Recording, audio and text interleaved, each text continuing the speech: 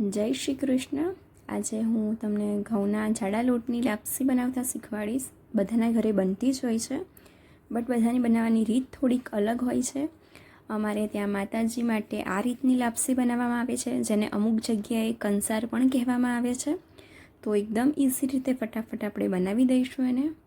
મેં અહીંયા લાડવાનો જે લોટ આવે છે, ઘઉંનો જાડો લોટ, એનો ઉપયોગ કર્યો છે, ગોળનો ઉપયોગ કર્યો છે અને પાણીનો ઉપયોગ કર્યો છે. આ રીતે જાટી તપેલી કે તમારે આવી રીતનું તાસ કે પછી નોનસ્ટિક કે પિત્તળની તપેલી, કોઈ પણ વાસણ જાડા તળિયાવાળું ખાલી તમારે લેવાનું છે, જેથી તમારી લાપસી નીચે ચોંટે નહીં. પાણીનું ખાસ ધ્યાન રાખવાનું છે. 1 વાટકી લોટ લીધો છે મેં, તો તમારે પોણા વાટકી જેટલું પાણી લેવાનું છે અને અડધી વાટકી તમારે ગોળ લેવાનો છે. જો તમારે ઉપરથી બુરું ખાંડનો ઉપયોગ કરવાનો હોય તો એકલા ગોળમાં બનાવવાની છે, તમારે 1 વાટકી ગોળ લઈ લેજો. તમારે બુરું ખાંડ નાખવાની જરૂર નહીં પડે, જેને ડાયાબિટીસ કે એવું કંઈક હોય અને જેને શુગર નથી એડ કરવી એના માટે છે. હવે મેં 1 ચમચી ઘીનો ઉપયોગ કર્યો છે. ઘીની જગ્યાએ તમે 1 ચમચી તેલનો પણ ઉપયોગ કરી શકો છો. એક ઉભરો આવી જાય છે પછી આપણે લોટ એડ કરવાનો છે અને પાણી ગરમ થાય છે ત્યાં સુધી આપણે એક પ્લેટમાં લોટ મેં કાઢી રાખ્યો છે, તો એની અંદર આપણે મોવણ એડ કરી દઈશું. આ પણ ટોટલી ઓપ્શનલ છે, એડ કરો તો સારું છે, એકદમ છૂટી બનશે. અને એને મિક્સ કરી દઈશું આપણે સારી રીતે. અને પાણીમાં એક ઉભરો આવી ગયો છે, તો આપણે એને હલાવી અને પછી જે લોટ છે આપણે એ એડ કરી દઈશું. ગોળ સારી રીતે પીગળી જાય છે પછી જ આપણે એની અંદર લોટ એડ કરવાનો છે.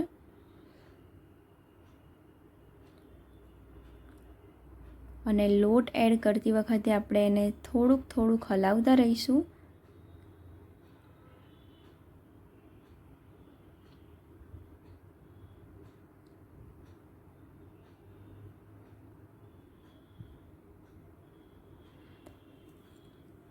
હવે આ જ રીતે આપણે રાખી અને આપણે એને ઢાંકી દઈશું અને એને આપણે થવા દઈશું.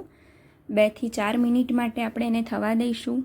અને 4-5 મિનિટ થઈ જાય છે એ પછી પણ ગેસની ફ્લેમ આપણે ચાલુ જ રાખીશું અને નીચે આપણે રોટલીની તવી આવે છે એ એડ મૂકી દઈશું, જેથી ગેસ તો અડશે બટ એ દાઝવાની આપણને કોઈ ચિંતા નહીં રહે એટલા માટે.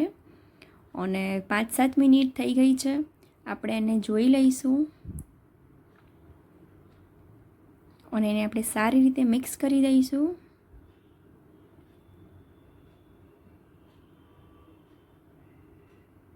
આપણું જે પાણીનું માપ છે એકદમ પરફેક્ટ તમે જોઈ શકો છો, ક્યાંયથી નીચેથી ચોંટી નથી ને એકદમ સરસ થઈ ગઈ છે.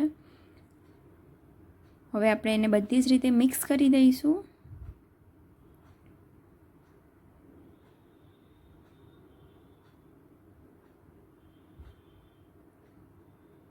વેલણનો ઉપયોગ એટલે કર્યો છે કે સરસ એવી છૂટી આપણી થાય, એનાથી આપણને હલાવતા વ્યવસ્થિત ફાવે એટલા માટે. હવે આપણે આને ઢાંકી અને સીજવા માટે રહેવા દઈશું. થોડીક વાર મેં નીચે તવી મૂકી છે, તો એને આપણે થવા દઈશું અને ગેસની ફ્લેમ બંધ કર્યા પછી પણ આપણે એને સીજવા દઈશું, તો બહુ સરસ એવી બની જશે. હવે મેં ગેસની જે ફ્લેમ છે એ ઓફ કરી દીધી છે.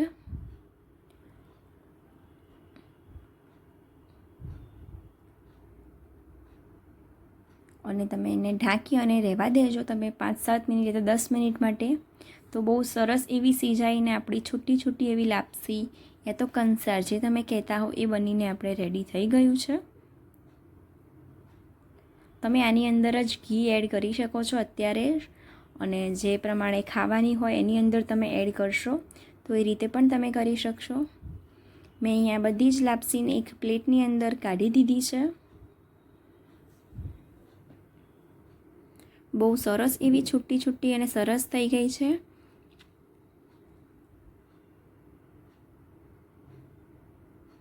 અને આપણું જ્યાં બનાવી હતી લાપસી એમાં ચોંટી પણ નથી, એકદમ ક્લીન છે.